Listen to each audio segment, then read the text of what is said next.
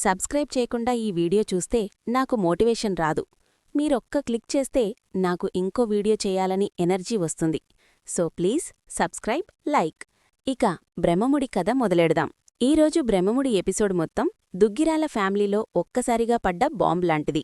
సీమంతం వేడుక హ్యాపీగా జరుగుతుంటే రాహుల్ ఇచ్చిన సమాచారంతో నగలు తాకట్టు పెట్టిన రిసిప్ట్ తీసుకుని అందరి ముందు రచ్చ స్టార్ట్ చేసింది రుద్రాణి.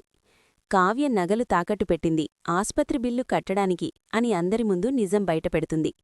ఇది విన్న రాజ్ ఫస్ట్ టైం రుద్రాణిపై ఫుల్ ఫైర్ అవుతాడు.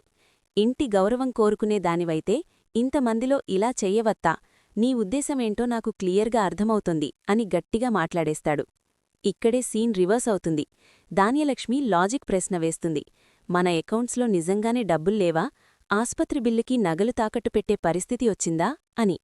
అప్పుడే ఊహించని ట్విస్ట్. అపర్ణాదేవి ముందుకు వచ్చి నగలు తాకట్టు పెట్టమని కావ్యకి నేనే చెప్పాను అంటుంది. అందరూ షాక్. రుద్రాణి నవ్వుతూ చాలా తెలివిగా నీ కొడుకు కోడల్ని కాపాడుకున్నావు వదినా అంటుంది. అపర్ణాదేవి అక్కడే పేలిపోతుంది. నువ్వెంత, నీ లెక్కెంత, నిన్ను ఈడ్చుకుంటే నడిరోడ్డుమీద పడే బతుకు నీది అంటూ రుద్రాణిని ఏకిపారేస్తుంది. అవమానం తట్టుకోలేక రుద్రాణి తినకుండా కొడుకుతో కలిసి వెళ్ళిపోతుంది. ఇక తర్వాత సీన్ ఇంకా ఎమోషనల్. ఇంటి ముందు కావ్య దోషిలా నిలబడుతుంది. ఇందిరాదేవి సపోర్ట్ చేసినా అపర్ణాదేవి మాత్రం ఆగదు. నీమీద నాకు నమ్మకం పోయింది, ఇక నాతో మాట్లాడకు అంటూ కావ్యను పూర్తిగా దూరం పెడుతుంది. కావ్య ఏడుస్తూ అత్తయ్యా అని పిలిచినా అపర్ణదేవి వెనక్కి తిరిగి కూడా చూడదు.